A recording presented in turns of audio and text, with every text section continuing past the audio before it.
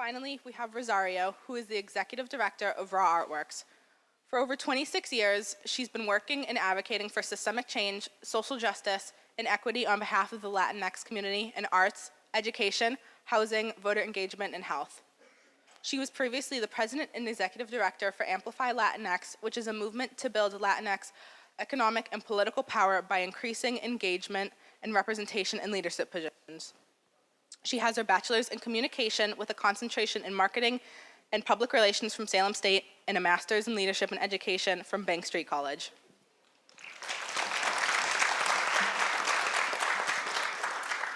So we have a couple questions that I'm going to ask all of them and then I'm going to answer in however they feel comfortable. So the first is, what or who inspired you to be in the role or career that you are in right now? And did you have any specific mentors or people that you'd like to credit? Anybody can feel free to answer first. I can kick us off. Yeah, so that's a great question. Thank you again for having us here. I think personally for me, in high school, even going into college, I had absolutely no idea what I wanted to do. I still joke that I'm still on my way to finding my dream job, but I think it's a really evolving process. And part of that really is speaking with different people and learning what it is that inspires them, what they like to do. And I think having those mentorships, especially through some of the women that I've worked with, and has been really impactful for me. So I would say even specifically, I think back to internships I had in college.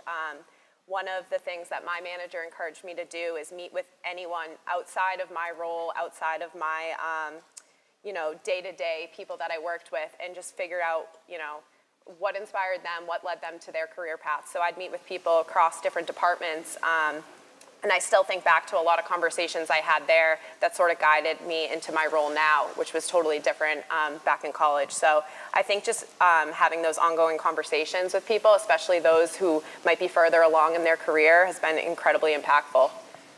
Thank you. Thank you for the question, and thank you for having me. Can you hear me? Looking back, when I thought about that question, there has been so many role models throughout my life, especially when I look at non-professional settings. I'm looking at, when I grew up, the women in my family definitely were the first role models that I look up to. Many of them, I come from a family with matriarchs, really strong women that even though some of them didn't have the education or the structures to be leaders in a professional settings, they definitely were leaders in their own spaces, in their families, their communities. They really brought that strength of bringing people together, creating community, creating coalitions, advocating for what they wanted, what they needed. So looking at that, definitely that shaped the way that I looked at leadership, and especially women when they're in spaces and structures that are not built for them, but they still exist and they still thrive.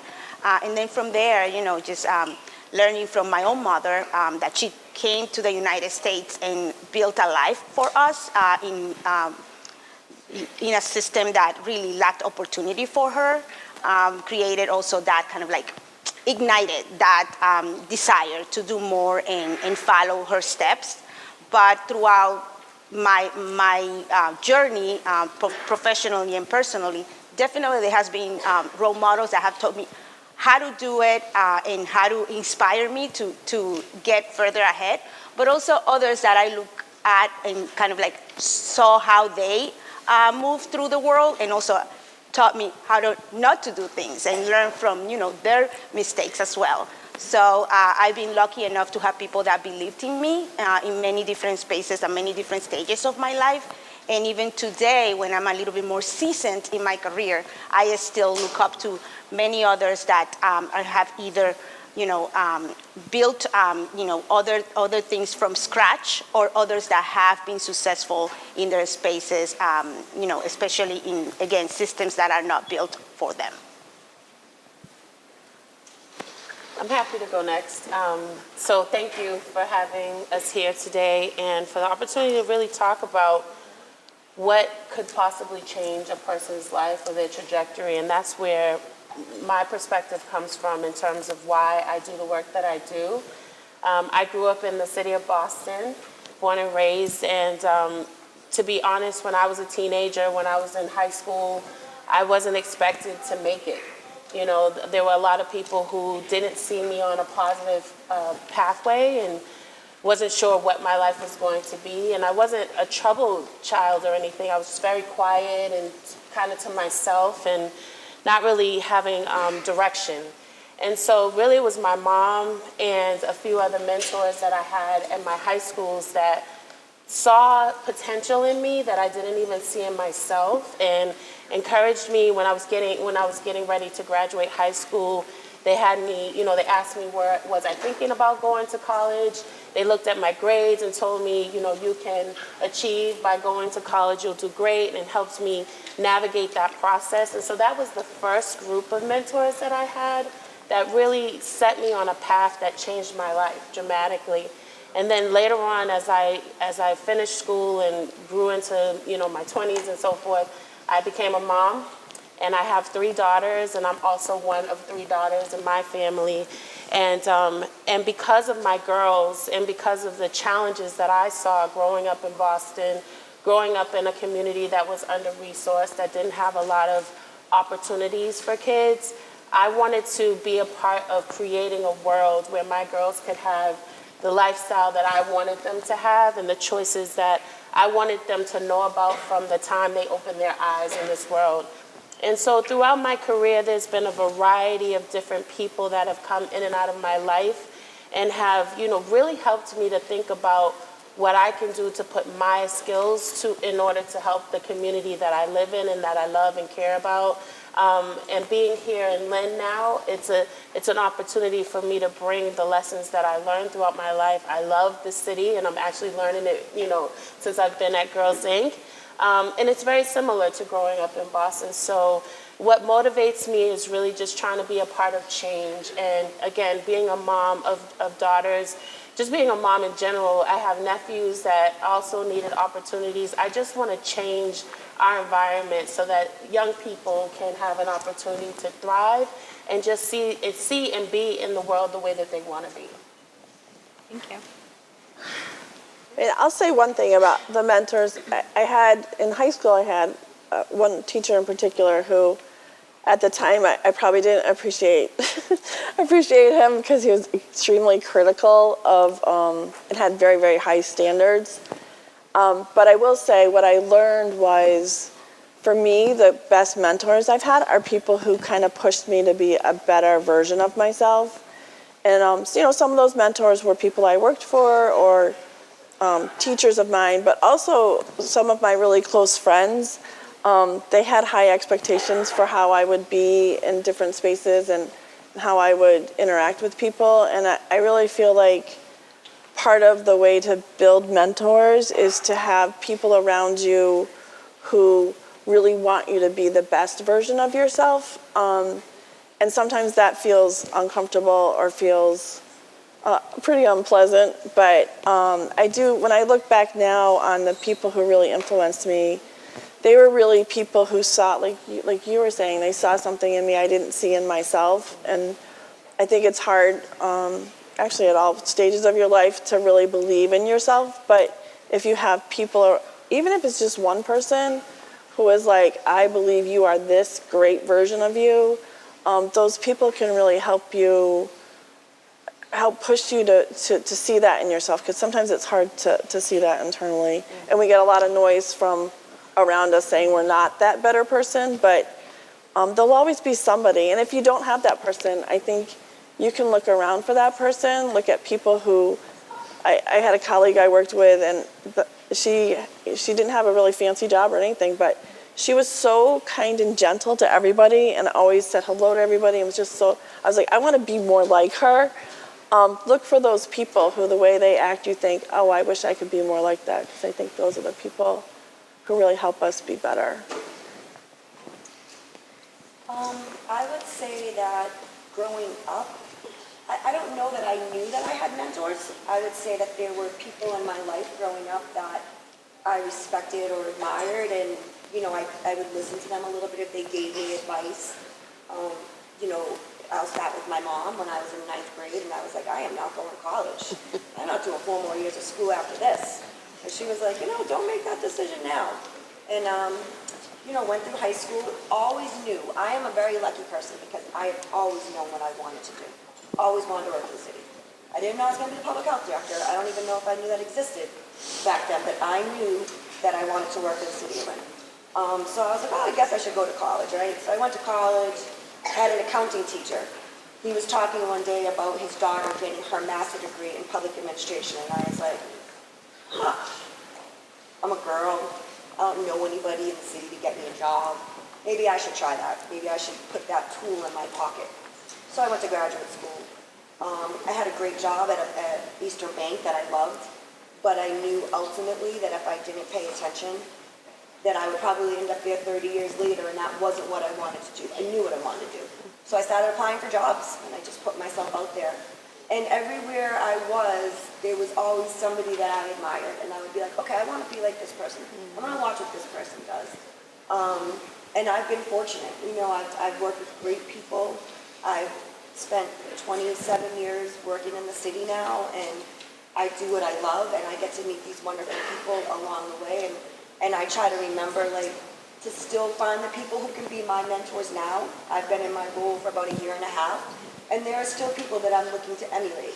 And I'm trying to do the same thing for people who are younger. I'm trying to be that person that maybe they say, hey, I remember talking to that person. It goes both ways. If you're going to be a teacher of something, you should be a student of the same thing, right? So that's really what I've learned along the way. Thank you all. Our next question is, what obstacles did you have to face and or overcome to get to the point that you're at?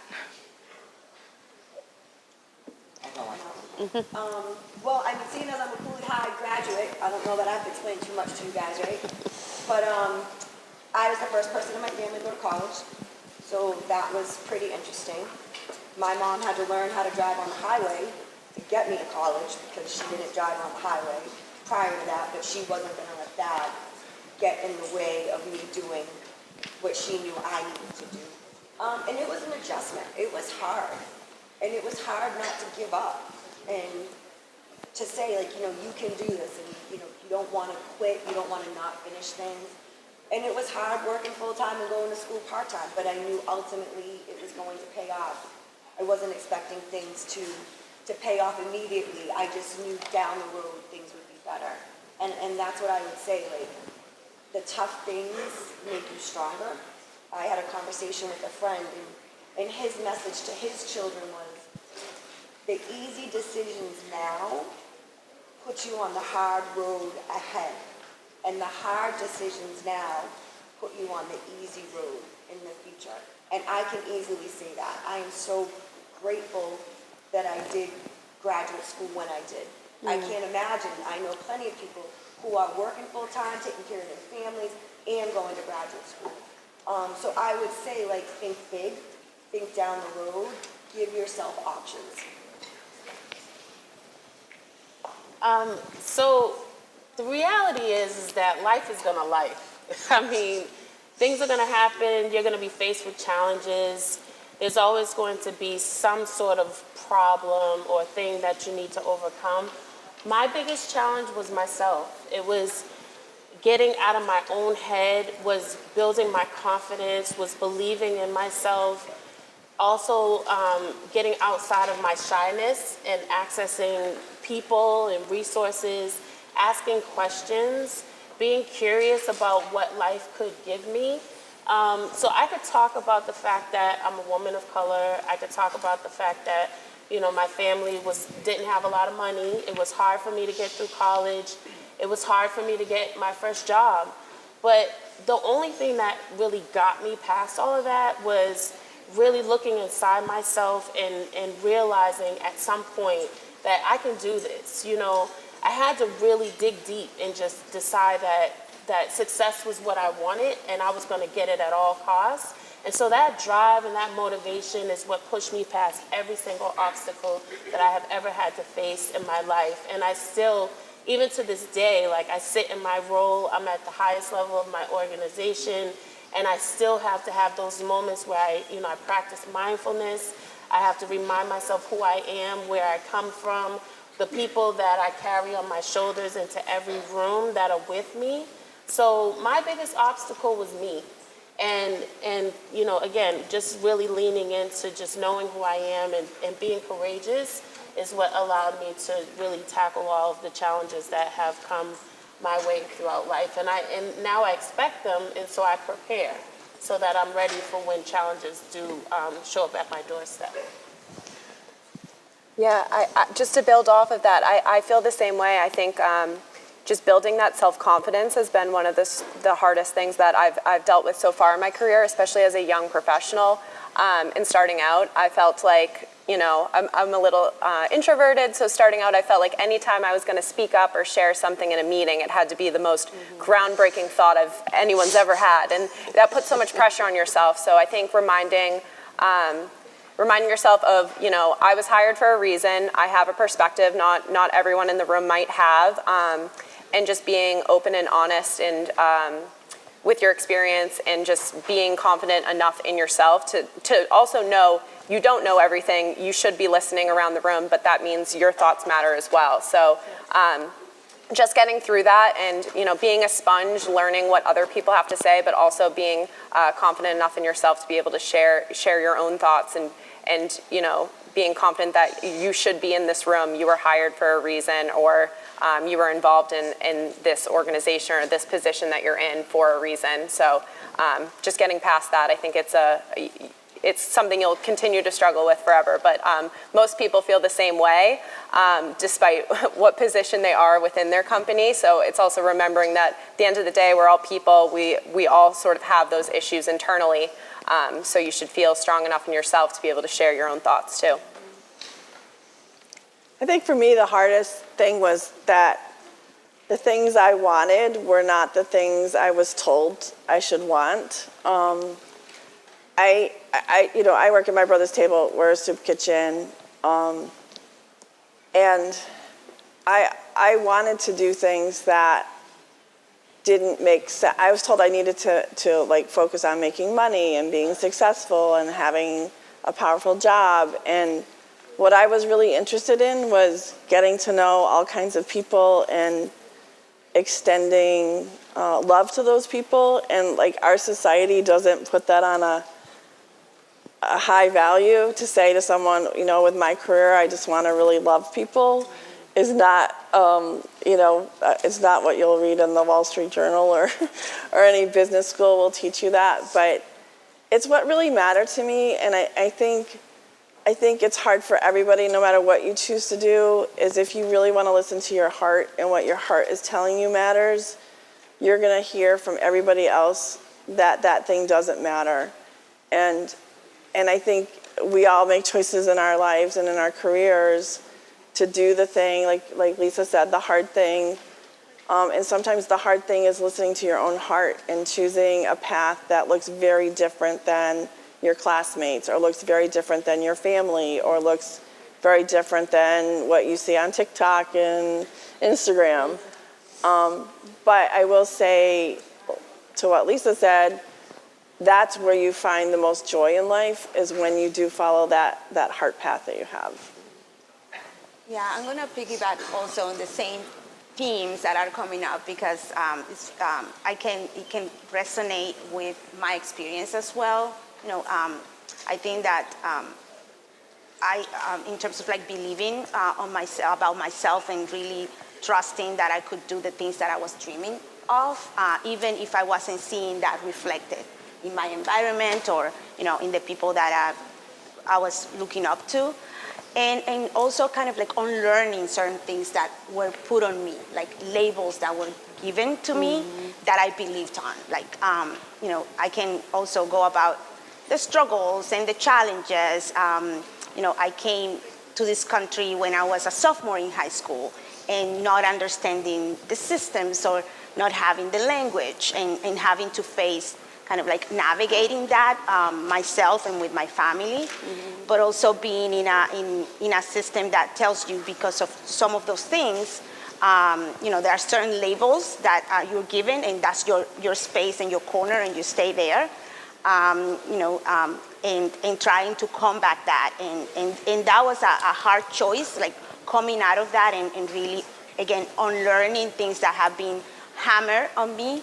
But also, I keep on talking about this system, right, that wasn't necessarily built for people like me. I grew up throughout my high school and most of my college years being undocumented. So having that kind of like sitting on top of me and trying to hide myself from opportunities, from things that I wanted to do, feeling that I was always like voiceless, was something that I had to come back to myself and say, no, you know what, I have experiences that I want to share. I have I have dreams that I want to accomplish, and I want to figure out ways of doing that, and being, kind of like a person that was at first in many spaces carrying those experiences was a challenge that I put on myself, and then eventually I learned how to use that as a strength and not necessarily as something that is keeping me from achieving what I wanted to achieve. Awesome, thank you. And then what advice would you give to young people looking to pursue a career like yours? Don't do it. Right?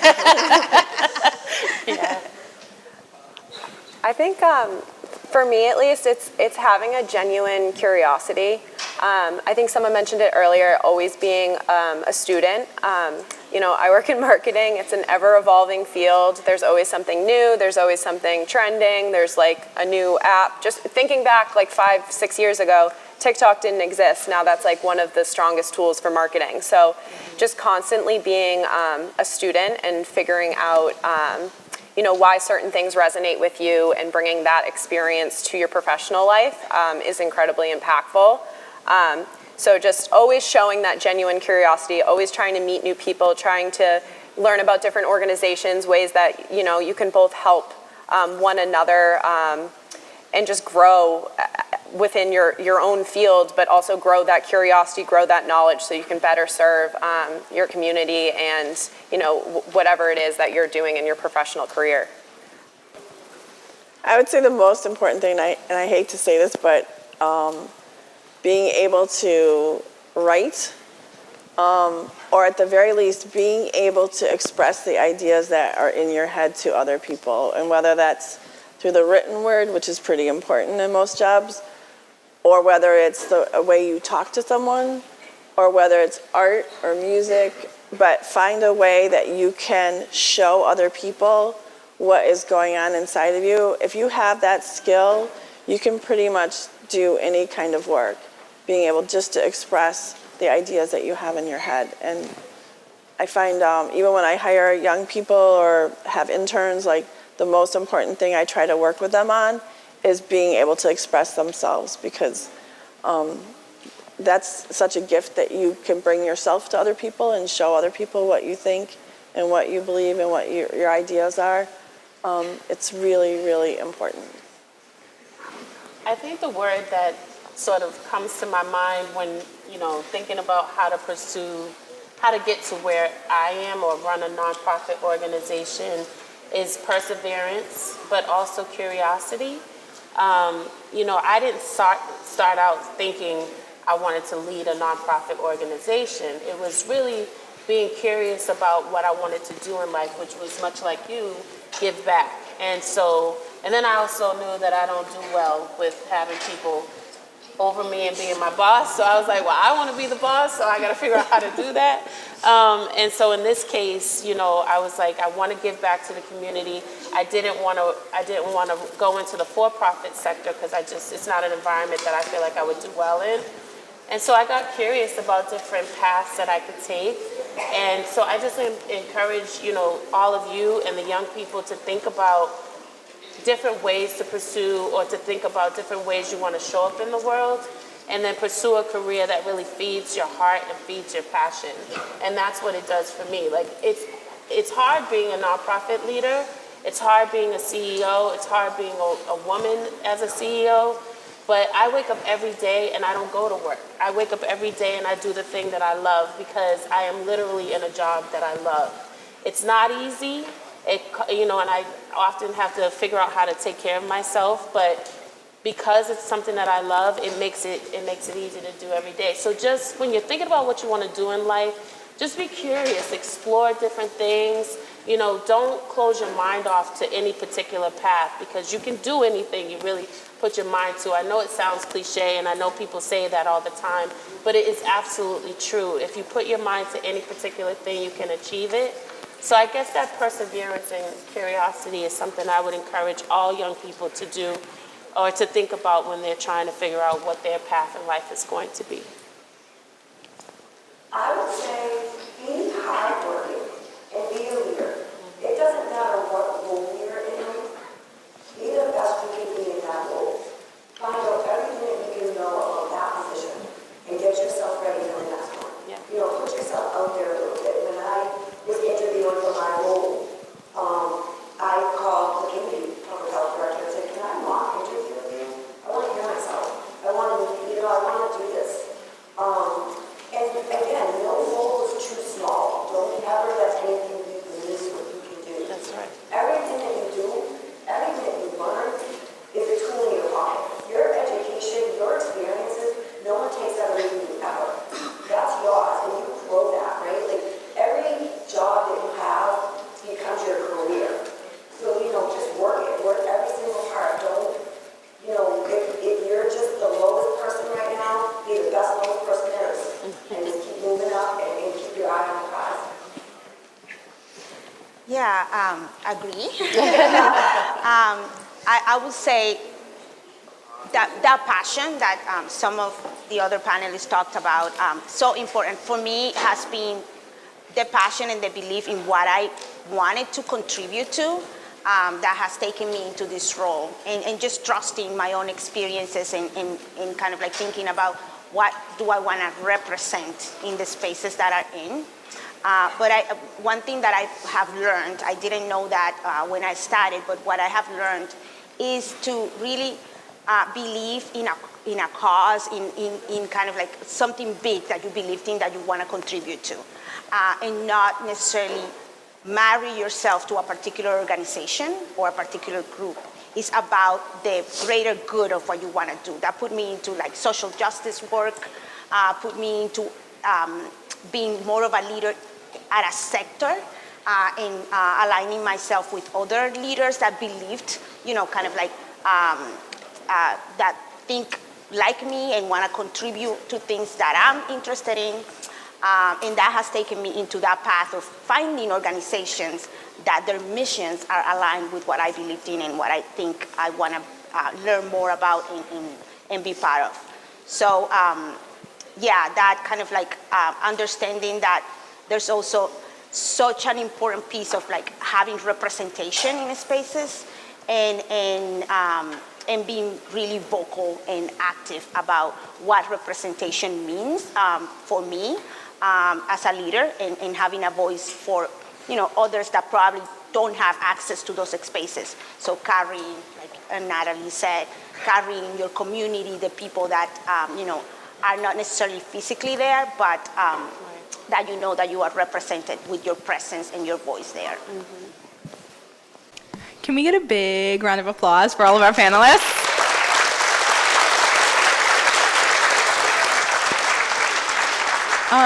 Just another thank you again to administration for allowing this and the panelists for making this successful. And contact information for some of the panelists is posted on the above slide in case you want to keep in touch with any of them or learn more. Look at my Instagram. Thank you.